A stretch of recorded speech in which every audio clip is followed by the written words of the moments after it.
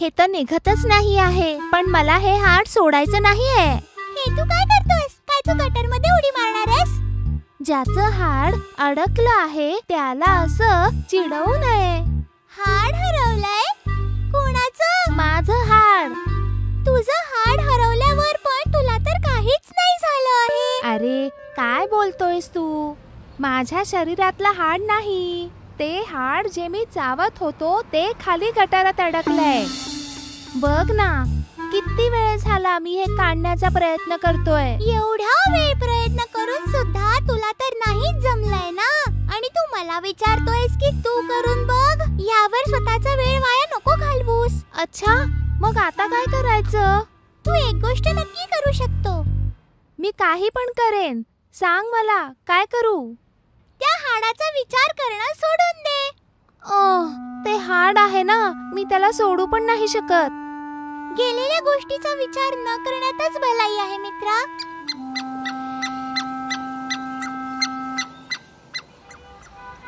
काय झालं आहे? असं वाटतं आहे की तुमच्यामध्ये खूप जोराचं भांडण झालं आहे. माझ्यासारख्या हुशार डोक्याची मदत तुम्हाला नक्की लागणार आहे. ते झालं असं आहे की ह्या पिल्लूनी जे हाड आणलं होतं ते या गटर मध्ये पडून गेलं आहे आणि आमच्याकडनं ते बाहेरच नाही निघत आहे. असं झालं तर इतकं काही नाही झालं आहे. हे सगळं तर नॉर्मली सुरूच असतं. खूप आधी मी एका उंदराला पकडलं होतं आणि तो सुद्धा असाच गटर मध्ये पडून गेला होता. जेव्हा एखादी मेहनतीने कमवलेली गोष्ट आपल्याकडनं हरवते त्याचं दुःख सहन करणं खूप कठीण असतं. मित्रा, तुला माझं दुःख समजतंय ना? तू हाड काढायला माझी मदत करू शकतो का? मला प्रयत्न करून पाहू दे.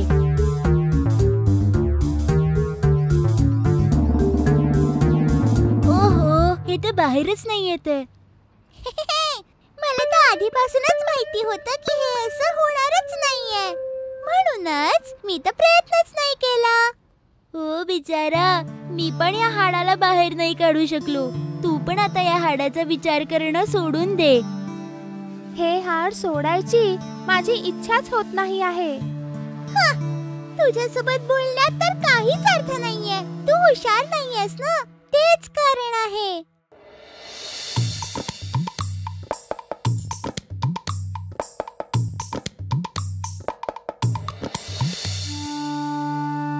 अरे बापी, काय झालं तुला? माझं हाड गटारात अडकलंय. चिंता करू नका, आम्ही मदत करू. काय? तुम्ही मदत कराल? हे बोलायला तुम्ही किती जास्त मूर्ख आहात. आम्ही जे तुमच्यापेक्षा मोठे आहे नाही करू शकलो आणि तुमच्यासारख्या लहान मुंग्यांना करून पाहायचं आहे. तरी पण आम्ही सगळे प्रयत्न तर करून पाहतो. हो हो, करून पहा, करून पहा. मला तर फक्त इतकी चिंता आहे की बहुतेक अजून एक अपयश मला बघावं लागेल. मित्रांनो, सगळ्यांनी मिळून घट्ट पकडूया. आम्ही आमच्या पूर्ण शक्तीनिशी त्याला पकडू. जोर लगा के हाइशा, जोर लगा के हाइशा, जोर लगा के हाइशा, जोर लगा के हाइशा, जोर लगा के हाइशा, जोर लगा के हाइशा, जोर लगा के हाइशा.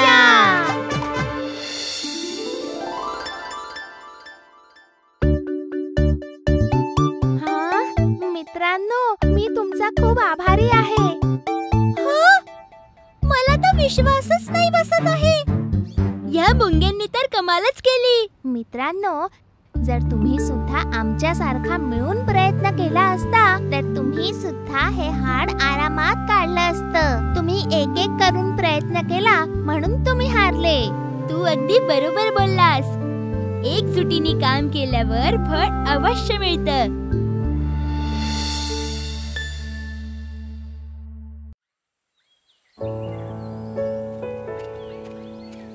अट्टू अट्टू, आज आपली एक्झाम आहे ना? हो, आज आपली एक्झाम आहे. तुझा अभ्यास झाला का? माझा तर काहीच अभ्यास नाही झाला. खोटं नको बोलू, मला सगळं माहितीये. अट्टूचा सगळा अभ्यास झाला असेल. नाही, माझा खरंच काहीच अभ्यास नाही झाला. हीच गोष्ट तू मागच्या परीक्षेच्या वेळेस पण म्हणाला होतास, आणि त्या परीक्षेत तू पहिला आलास. ते तर माझं नशीब चांगलं होतं. मी तेव्हा पण अभ्यास नव्हता केला आणि मी आता पण अभ्यास नाही केलाय. ठीक आहे. बघ, आपण शाळेत पोहोचलो. तुम्ही इतक्या उशिरा का आला आहात? इथे येता येता एका मोठ्या सापानी मला पकडून घेतलं आणि मला खाण्यासाठी येत होता. खोटं नको बोलू अट्टू. मी का खोटं बोलू? मी खरंच बोलतोय. हवं तर चेम्मीला विचारून घे. अरे देवा, किती खोटं. अरे अट्टू, हळू चाल, रस्त्यात साप असू शकतील. मला घाबरवण्याचा प्रयत्न करू नकोस. मला सापाने चावलं. साप नाही अट्टू, तो तर जंगली वेल आहे.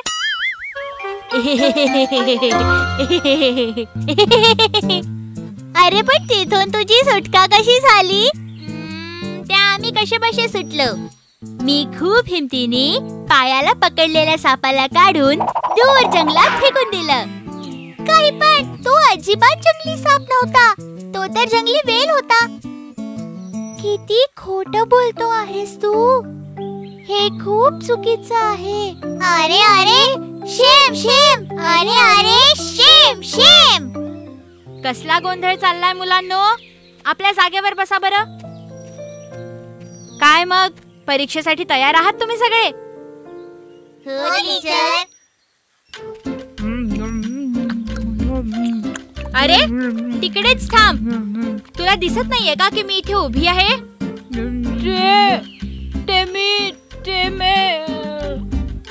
आधी तू ते खाऊन घे. टीचर, तो पेटूराम तर खादाडच आहे. हा ठीक आहे. अजून वेळ वाया नका घालवू. आज तुमची तोंडी परीक्षा होईल. सगळे तयार आहात ना? पहिला प्रश्न, जंगलातला सगळ्यात सुंदर गायक कोण आहे? किट्टू सांगेल. कोण आहे? कावळा. टीचर, कावळा. चूक. मला सांगा, बरोबर उत्तर कोण देईल? मी सांगेल टीचर. हा, सांग अट्टू. कोकिळा सगळ्यात छान गाते. शाबाश, एकदम बरोबर. चीटर. पुढचा प्रश्न, जंगलाचा राजा कोण आहे? चिम्मी सांगेल. नाही माहिती टीचर. कोण सांगेल मला? बरं, तू सांग. सिंह. खूप छान. पुढचा प्रश्न, मला सांगा, पक्ष्यांमधून सगळ्यात छान कोण नाचतं? पुन्नम सांगेल. टीचर, मोर. अरे ये, तुम्ही का लेट आहात? ठीक आहे, ये आत. अरे इथे नको बसू, जा दुसरीकडे बस. तुझी संगत बिलकुल पण चांगली नाहीये. इकडे ये, इकडे बस. पुन्नम, कोल्ह्याबरोबर मैत्री करू नकोस. अरे मित्रा, आपण सगळे लोक इथेच तर राहतो. इथे कोणी अनोळखी नाहीये. मला जे वाटलं ते मी बोललो. पुन्नम बरोबर बोलतो. स्वार्थी लोकांची मैत्री करण्यापेक्षा इतर लोकांची मैत्री केलेली बरी आहे.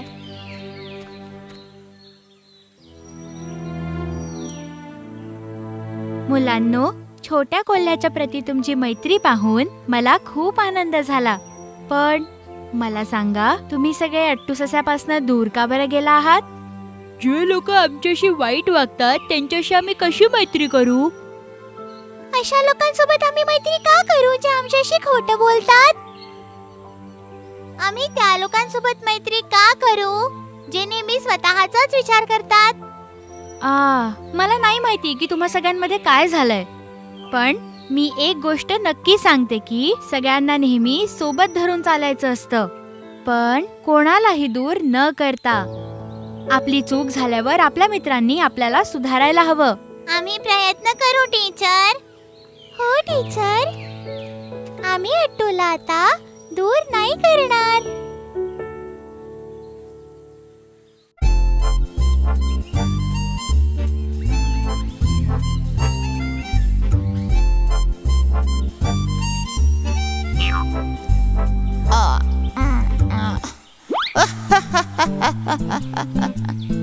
कोण कोण येत आहे? दोघं कुठे जात आहात का? मला वाटतं तुमच्या दोघांमधलं भांडण आता संपलंय, बरोबर? भांडण? आणि आमच्यात? कोल्हा दादाला ही सगळी बकवास कुणी सांगितली? रेस मध्ये जेव्हापासून तुला कासवाने हरवलाय ना, तेव्हापासून मी त्याचा फॅन झालोय. असं होय, मला आनंद झाला. सस्या, तू ऐकलास की कोल्हा काय म्हणतोय? बघ कासव भावा, माझी एक इच्छा आहे. काय इच्छा आहे? मागच्या सारखी रेस एकदा पुन्हा झाली तर मला खूप आनंद होईल, समजलं? आता? हो, आता. तू रेस मध्ये समोर गेलास तरी कासवासोबत मी आहेच ना. जर याच्या सोबत गेलो तर एकट्यात याला चावून चावून खाऊन टाकेन. एकट्यात? एकट्यात म्हणजे एकट्यात. अरे नाही नाही, आता आम्ही तुझ्या कुठल्याच गोष्टीत फसणार नाही. कासव दादा, ही नक्की या कोल्ह्याची चाल आहे. चल आपण जाऊया. माझी चाल फसली. विचार केला होता की कासवाला खाऊया, पण काहीच झालं नाही.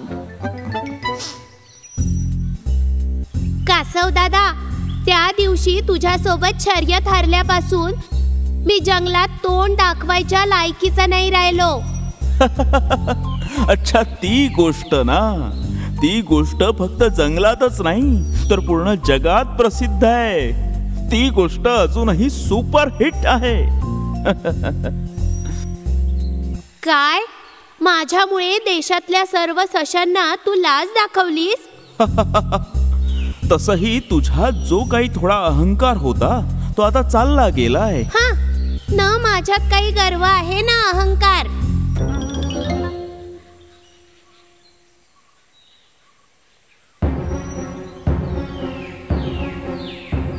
अरे बापरे, बघ, एक वाघ येतोय.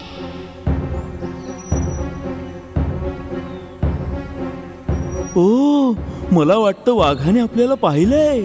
आता आपण काय करायचं? आपण वाघासोबत काय करू शकतो? जे करायचं ते वाघच करेल. अरे मित्रा, ही गमतीची वेळ नाहीये. ए सस्या, आपली काळजी घे, नाहीतर वाघ तुला खाऊन टाकेल.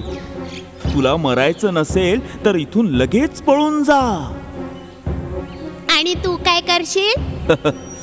माझं काय, मी तर माझ्या आतच लपून जाईल. अच्छा कासव मित्रा.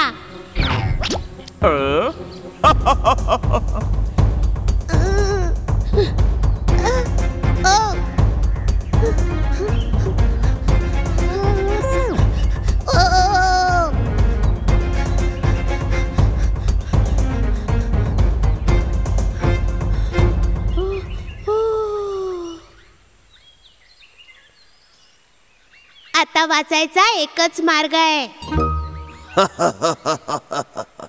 आज माझं नशीब चांगलं आहे. मला शिकार करावी लागणार नाही.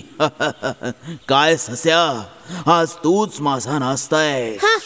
हे चांगलं आहे. मी इथे तुझ्यासाठी भेट घेऊन उभा आहे आणि तू मलाच खायचं म्हणतोय. काय माझ्यासाठी भेट आणली आहेस तू? पण हा तर दगड आहे. माझ्यासाठी दगड भेट घेऊन आलायस का? हे तर काहीच नाही वाघ दादा. या दगडाखाली एक छिद्र आहे. भेट त्या खाली आहे. तू काय बोलतोयस मला कळत नाहीये, पण तुला हे मिळालं कसं? जेव्हा मी इथे आलो तेव्हा मला एक आवाज ऐकू आला. जेव्हा तू इथे बघशील तेव्हा तुला एक हरिण दिसेल. हरिण? पण दिसत नाहीये मला ते. मी एक दगड उचलून त्या छिद्रावर ठेवला, म्हणजे हरिण पळून जायला नको म्हणून, आणि तुझी वाट बघत इथे उभा राहिलो. हरिण खाऊन मला आता किती दिवस झाले. तू लवकर सरक आणि मला हरिण खाऊ दे. वाघ मित्रा, थांब, थोडा धीर ठेव. तू हा दगड पायाखाली दाबून ठेव. मी लवकर जाऊन हरिण काढायला दोरी घेऊन येतो, ठीक आहे? पण मी तुझ्यावर विश्वास कसा ठेवू? हा ठीक आहे, पण जरा लवकर ये. मी लगेच येतो. लवकर येशील? अरे हा ससा कुठे गेला दोरी आणायला? दगड दाबून दाबून माझा पाय दुखतोय. हट दगड लेकाचा. अरे इथे तर कुठलंच छिद्र दिसत नाहीये. असं वाटतंय सस्याने मला मूर्ख बनवलं. ए सस्या, तू मला मूर्ख बनवलंस ना? मी तुला सोडणार नाही.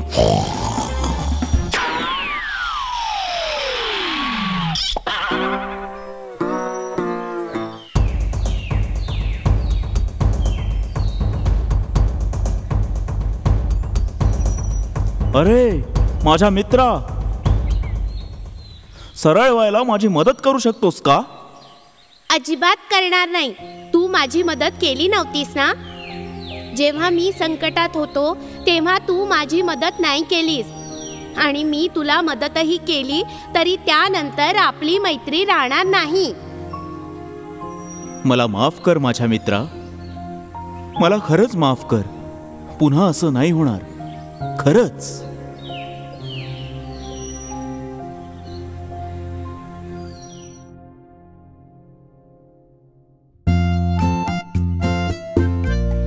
एका गावात कुंजांडी नावाचा एक व्यापारी राहत होता, आणि त्या कुंजांडीकडे एक गाढव होतं.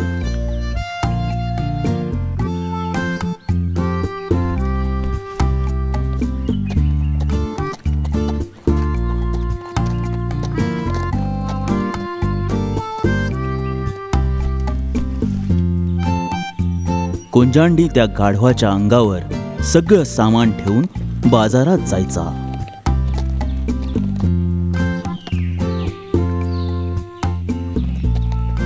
एक दिवस अचानक एक घटना घडली. जेव्हा बाजारातून कुंजांडी घरी येत होता तेव्हा त्याला थकवा जाणवायला लागला. तेव्हा त्याने विचार केला की थोडा वेळ या झाडाखाली बसून आराम करावा, आणि हे बघून त्याचं गाढव त्याच्यासोबत आराम करू लागलं. दोघंही इतके थकले होते की कुंजांडीला झोप लागली. आणि तेव्हा तिथे एक साप आला, आणि त्या सापाला बघून गाढवाने, बाप रे, काय हा साप आहे?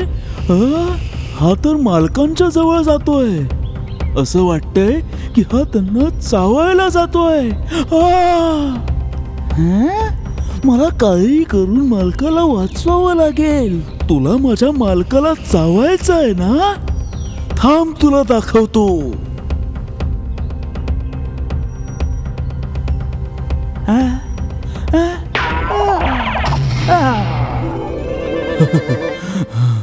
बाप रे, साप हा इथे कसा आला? याच्या अंगावर जी काडी पडली आहे ती कुणी टाकली? तू टाकलीस का? तर तू माझा जीव वाचवलायस. हे उपकार मी कधीच विसरणार नाही. आजपासून तू माझा सर्व काही आहेस.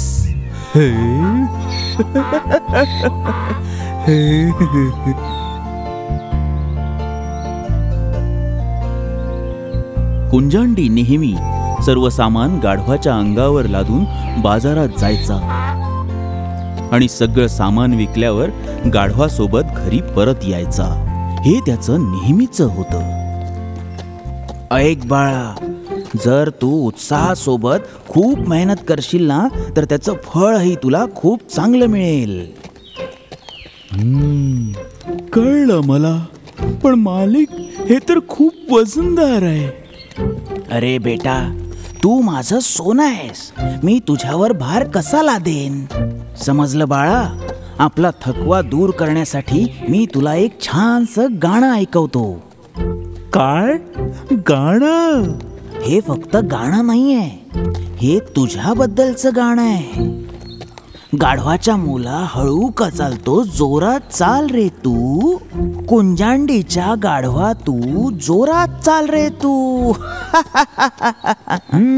कसं वाटलं गाणं? काय मालक, तुमचं गाणं ऐकण्यापेक्षा तर मी वजनच उचलेल.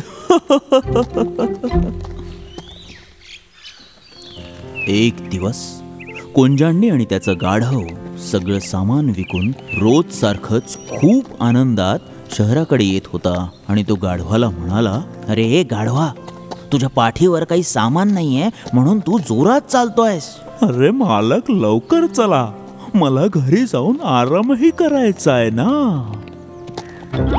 अरे बापरे, बापरे, गड्ढ्यात पडलास. मी तुला मगापासूनच म्हणत होतो हळू चाल, पण माझं तुला ऐकायचंच नव्हतं. अरे देवा, कसं काढू याला? या गाढवाला बाहेर काढायला काहीतरी करावं लागेल.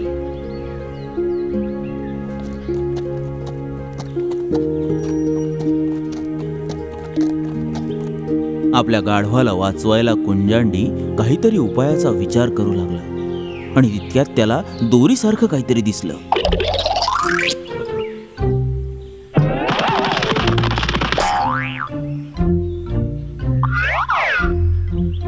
अरे ए गाढवा, या दोरीच्या साह्याने वर येऊन जा. कसंही करून तुला वाचवावं लागेल आता. अरे तुझ्याशिवाय मी कसा राहू शकेन? कुंजांडी खूप दुःखी झाला होता. तेव्हा रस्त्याने जाणाऱ्या एका माणसाने त्याला पाहिलं. कुंजांडीची गध्याला वाचवायची कल्पना बघून त्याला एक गंमत सुचली. त्याने कुंजांडीला म्हटलं, अरे माझ्या मित्रा, विहिरीत जो पडलाय तो गाढव आहे. तो दोरीच्या साह्याने वर नाही येऊ शकत. मग तू सांग कसं वाचवू याला? याला कसंही करून मला वाचवावंच लागेल. अरे माझ्या मित्रा, ही विहीर खोल आहे. काहीही केलंस तरी तू यातून गाढवाला बाहेर नाही काढू शकत. त्याचा पिच्छा सोडून दे. अरे हे कसं बोलतोयस तू? तर बसून इथेच पहारा देत राहा. कुंजांडी आपल्या गाढवाला वाचवू न शकल्यामुळे उदास होऊन हा विचार करायला लागला की आता तो काय करेल. त्याला वाचवण्याच्या प्रयत्नात कधी दिवसाची रात्र झाली हे त्याला कळलंही नाही. कुंजांडी खूप त्रस्त होता. त्यावेळी वाटेवरून एक संन्यासी जात होते. त्यांनी कुंजांडीकडे पाहिलं आणि तो त्यांना त्रस्त दिसला म्हणून ते त्याला विचारायला त्याच्या जवळ गेले. अच्छा, तर ही समस्या आहे. मी तुला एक प्रश्न विचारू? तू या गाढवाला इथे सोडून पुढे का नाही गेलास? याने माझा जीव वाचवलाय महाराज. मी याला सोडून कसं जाऊ? काल संध्याकाळपासून याने काहीही खाल्लं नाहीये. तुला हे गाढव इतकं आवडलंय का? हो महाराज, मला याला वाचवायसाठी कृपया काहीतरी उपाय सांगा. अच्छा, असं आहे. तुझं या गाढवावरचं प्रेम बघून मला खूप आनंद झाला. कसंही करून माझ्या गाढवाला वाचवा महाराज. काळजी करू नकोस, तुझ्या गाढवाला आपण नक्की वाचवू. तू जाऊन माती घेऊन ये. ती कशासाठी? या गड्ढ्यात टाकण्यासाठी.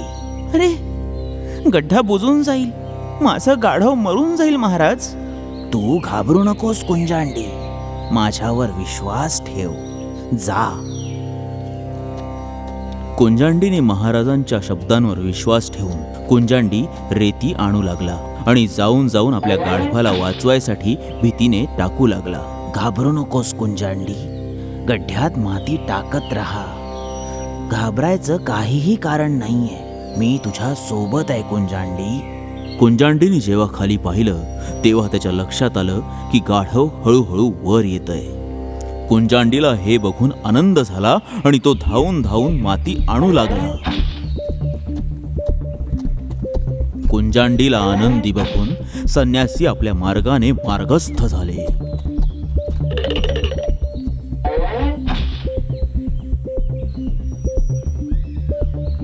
कुंजांडीने पाहिलं की गाढव हळूहळू वर येतंय. अरे गाढवा, तू मला खूप पेचात टाकलं होतंस. जर त्या संन्याशाने मला मार्ग नसता सांगितला तर मी तुला बाहेर काढूच शकलो नसतो.